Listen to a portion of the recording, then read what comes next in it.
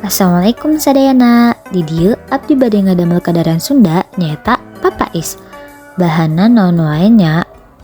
Nah, di dieu aya tepung beas, tapioka, santan, gula, uyah, cau, cai, dan hiji deui nyaeta daun cau.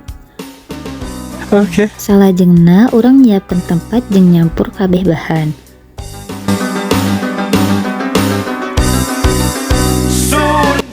Sanggeus kabeh asup, urang aduk nepi ka rata. Satos ieu geura siapkeun panci teras pindahkeun. Urungkeun kompor ku api leutik bari diaduk.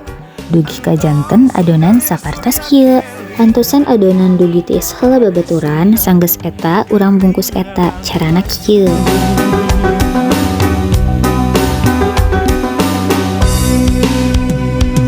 Hoya, urang Sunda gerak hudang.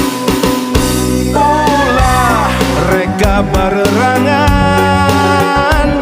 gerak papak zaman anyar, rempuk jukung saung. Tong eureun di dieu babaturan, siapkan loyang teras tambahkeun papais hiji-hiji, satos eta urang kukus salami 25 menit. Hayu urang buka. Wah, pasti enak pisan ieu papaisna. Teguh pancu